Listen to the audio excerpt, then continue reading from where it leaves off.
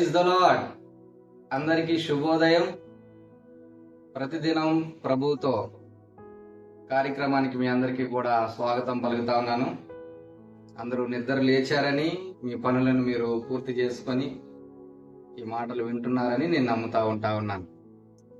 మనం ప్రతిదినం కూడా చూస్తూ ఉంటున్న వాక్య భాగం గత 3 రోజులుగా మనం చూస్తా ఉన్నాము. మొదటి తిమోతికి రాసిన పత్రిక 4వ అధ్యాయం 11వ వచనం గురించి మనం చదువుతా ఉన్నాం. ఏమని? నీ యవ్వనం బట్టి ఎవడును నిన్ను తృణీకరింపనీయకము గాని మాటలోను, ప్రవర్తనలోను, ప్రేమలోను, విశ్వాసములోను, పవిత్రతలోను విశ్వాసులకు మాదిరిగా ఉండుము. సో మాటలలో ఎలాగ మాదిరిగా ఉండాలి, ప్రవర్తనలో ఎలాగ మాదిరిగా ఉండాలి అన్నది మనం చూస్తూ వచ్చాము. ఇప్పుడు ప్రేమలో మనము మాదిరి కలిగిన వారంగా ఉండాలి. ప్రేమలో మనం మాదిరి కలిగిన వారంగా ఉండాలి.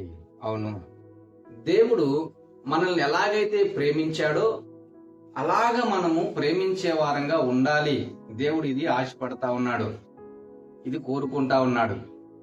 నిన్ను వలె నీ పొరుగు వాణిని ప్రేమించుము అని ఆజ్ఞ ఇచ్చాడు మనకు దేవుడు.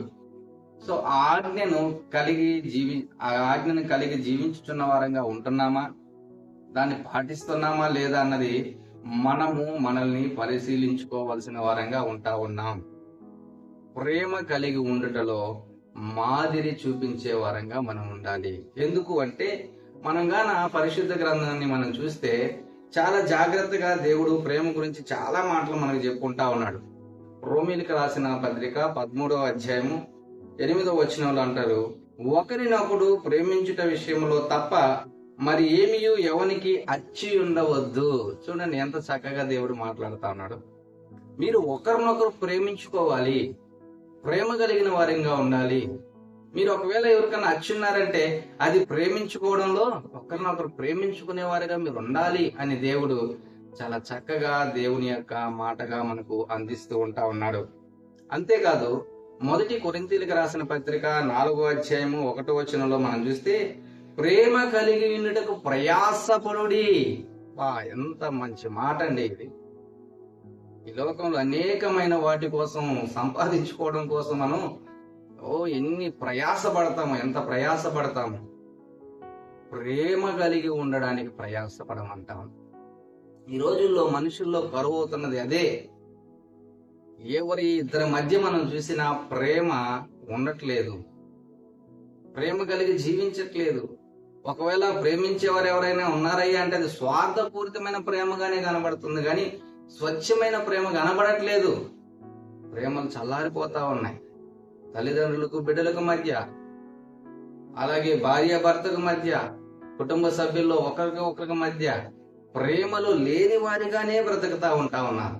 దౌర్భాగ్యకరమైనది ఏంటంటే క్రైస్తవులు కూడా అలాగ జీవిస్తూ ఉన్నారు. ప్రేమామయుడైన ఆయనని ఎరిగిన మనము ప్రేమ లేని వారంగా జీవిస్తున్నామంటే ఎంత దౌర్భాగ్యకరం ఇది, ఎంత దౌర్భాగ్యకరం. ఒకరిని చూసి ఒకరు మనం వ్యసన పడతా ఉన్నాం, ఒకరిని చూసి ఒకరు మనం కోప్పడతా ఉన్నాం, ఒకరిని చూసి ఒకరు మనం కుళ్ళుకుంటా ఉన్నాం.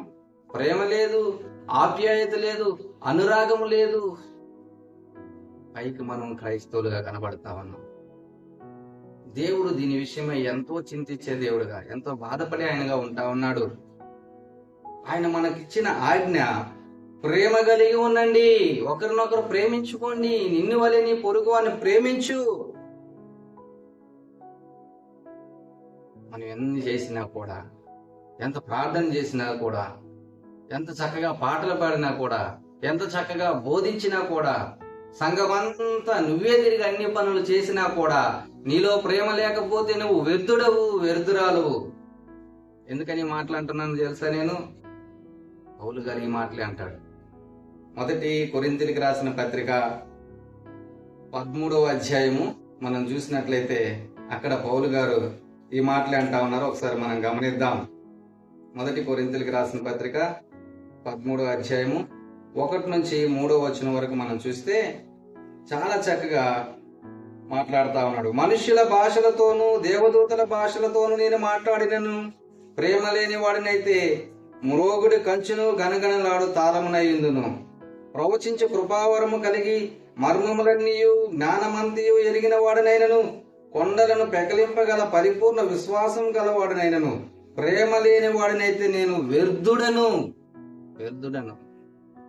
ఈ మాటలు వింటున్న ప్రియ సహోదరుడా, సహోదరి, నీ జీవితంలో నువ్వెన్ని కలిగి ఉన్నా, ఎన్ని వరాలు కలిగి ఉన్నా, ప్రేమ లేకపోతే నువ్వు వ్యర్థురాలవు, ప్రేమ లేకపోతే నువ్వు వ్యర్థుడవు. కాబట్టి ఒకరినొకరు ప్రేమించుకునే విషయంలో మనం ఎలా ఉంటున్నాం? ఎవరి మీదైనా దేశం ఉందా నీకు? ఎవరి మీదైనా కోపం ఉందా? ఎవరి మీదైనా అసహనం ఉందా? మార్చుకుందాం, ప్రేమించడానికి ఇష్టపడదాం. వినుచున్న మీతో చెప్పుకునేది ఏమనగా, మీ శత్రువులను సైతము మీరు ప్రేమించని దేవుడు సెలవిస్తా ఉంటారు. శత్రువులను సైతం ప్రేమించవలసిన వారంగా మనం ఉంటాం. కాబట్టి ప్రేమ కలిగి ఉండడానికి ప్రయాసపడదాం. దేవుని యొక్క మార్గములో మనం నడుద్దాం. ఆయన యొక్క అడుగులలో అడుగులు వేసి మనం నడుద్దాం. క్రిస్టియన్స్ గా మనము, క్రైస్తవులుగా మనము పిలువబడుతున్న వారంగా ఉన్నప్పుడు క్రీస్తుని అనుసరించి నడవవలసిన వారంగా ఉన్నాం. పేరుకేమో క్రైస్తవులు అని చెప్పుకుంటూ, క్రీస్తు ప్రేమ మనలో లేకపోతే ఏ విధంగా క్రీస్తుని అనుసరించిన వారం అవుతాం? ఆయన ఫాలోవర్స్ ఎలా అవుతాం మనం? అవన్నీ ఒట్టి మాటలు కదా. కాబట్టి నువ్వు ఏమి చేస్తున్నా, నీకు ఏం కలిగి ఉన్నా సరే, నువ్వెంత గొప్ప ప్రార్థనా పరుడివి, ప్రార్థనా పరురాలు అయినా, ఎంత చక్కటి గానమును చేయగలిగినా, ఎంత చక్కటి పరిచర్యను చేయగలిగినా, ప్రేమ లేనివాడు అయితే, ప్రేమ లేని దానివైతే నువ్వు వ్యర్థుడవు, వ్యర్థురాలు అని గుర్తించవలసిందిగా ప్రభు పేరిట మనవి చేస్తా ఉన్నా. అంతే కదా. ఇంకొక మాట నేను చెప్పి ముగిస్తాను. 1 యోహాను 3:16 మనం చూస్తే, ఆయన మన నిమిత్తము తన ప్రాణము పెట్టును గనక దీని వలన ప్రేమ ఎట్టిదో తెలుసుకొనుచున్నాం. ఆయన మన కోసం తన ప్రాణం పెట్టేంతగా ప్రేమించాడు. నువ్వేం చేస్తున్నావు? మనం ఏం చేస్తా ఉన్నాం? ఎదుటి వారి విషయంలో, ఎవరి విషయంలో అయినా సరే ప్రాణం పెట్టేంత మనం ప్రేమించగలుగుతా ఉన్నామా? చేయలేకపోతున్నాం. ఆ పని చేయలేకపోతున్నాం. ప్రాణం పెట్టేంత ఏంది, మామూలుగానే ప్రేమ చూపించలేకపోతా ఉన్నాం, కానీ ప్రాణం పెట్టేందుకు ఎలా ప్రేమిస్తున్నాం మనం? లేదు కదా. కాబట్టి ఈ ఉదయకాల సమయంలో ఈ మాటలు వింటున్నా నా ప్రియ సహోదరుడా, సహోదరి, యేసు క్రీస్తు నామమును బట్టి మిమ్మల్ని బ్రతిమాలుకుంటా ఉన్నా, ప్రేమ కలిగి మనం జీవిద్దాం. ప్రేమ కలిగి మనం జీవిద్దాం. అలాంటి ప్రేమ, క్రీస్తు ప్రేమను మన మీద అనేక మంది చూపించారు గనకే భారతదేశానికి క్రైస్తవ్యం రాగలిగింది. ఆయనను మనం తెలుసుకోగలిగాం. అనేక మంది మన దేశస్తులను, మన ప్రజలను ప్రేమించారు గనకే కుష్ఠరోగులనైతేనేమి, అనాథులనైతేనేమి, దిక్కులేని వారినైతేనేమి వారు ప్రేమించి హక్కును చేర్చుకొని క్రీస్తు ప్రేమను ప్రకటించారండి, తెలియజేశారండి. మనం అలాంటి ప్రేమను చాటగలుగుతున్నామా? అలాంటి ప్రేమను చూపగలుగుతున్నామా? మన మాటల్లో, చేతల్లో ప్రేమ కనబడాలి. ప్రేమ కనబడాలి. కాబట్టి ఒకవేళ కర్కశమైన మనసుతో మనం ఉన్నట్లయితే, కఠినమైన మనసుతో మనం ఉంటున్నట్లయితే, ప్రేమించలేని అంత కఠినత్వం మనం కలిగి ఉన్నట్లయితే, ఇది నాన్న దేవుణ్ణి వేడుకుందాం. అయ్యా, నీలా ప్రేమించే మనసు నాకు దయచేయి, నీలా ప్రేమించే మనసు నాకు దయచేయి ప్రభు అని దేవుని వేడుకుందాం. నువ్వు ఏమి కలిగి ఉన్నా ప్రేమ లేకపోతే వ్యర్థుడు అని చెప్పిన తర్వాత ప్రేమ కోసం, ప్రేమ కలిగి ఉండడం కోసం ప్రయాసపడదాం. ప్రభువుని వేడుకుందాం.